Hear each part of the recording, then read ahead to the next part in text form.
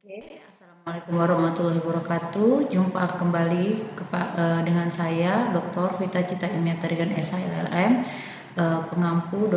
pengampu mata kuliah Hukum Internasional di Universitas Pembangunan Pancabudi Medan, Prodi Ilmu Hukum Fakultas Social Science.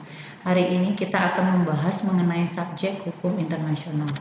Apa itu subjek hukum internasional? Kita lihat dulu dari pengertian subjek hukum itu sendiri. Pada prinsipnya yang dimaksud dengan subjek hukum ialah sebagai pemegang hak dan kewajiban. Jadi, apa itu subjek hukum internasional adalah pemegang hak dan kewajiban menurut daripada hukum internasional. Menurut Ian Brownlee, subjek hukum internasional merupakan entitas yang mengundang hak-hak dan kewajiban-kewajiban internasional dan mempunyai kemampuan untuk mempertahankan hak-haknya dengan mengajukan klaim-klaim internasional. Sebagai seorang subjek hukum internasional artinya dia harus cakap di bidang hukum.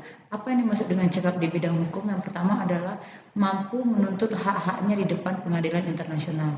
Yang kedua, mampu membuat perjanjian yang sah dan mengikat di dalam hukum internasional.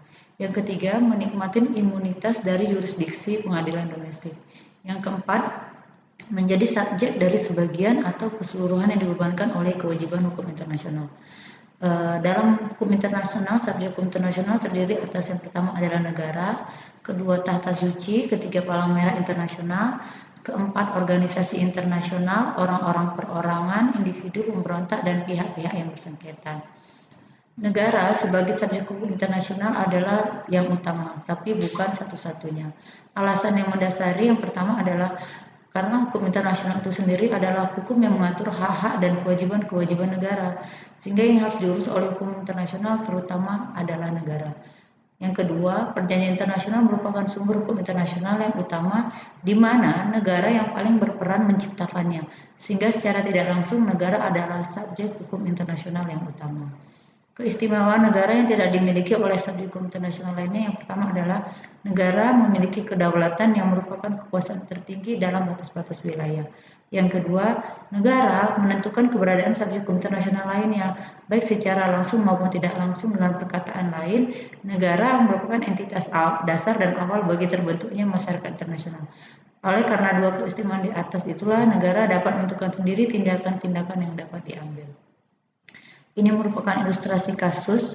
Nah, di sini kita bisa lihat ada beberapa sengketa. Yang pertama adalah sengketa Ambalat, yang kedua adalah sengketa Laut Natuna Utara.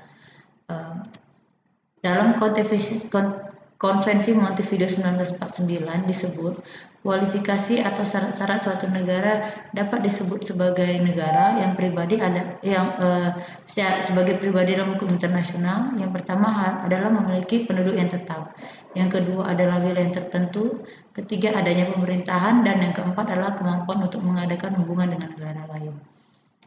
Itu saja yang bisa kita bahas untuk hari ini. Selanjutnya akan kita lanjutkan di pemaparan selanjutnya. Terima kasih.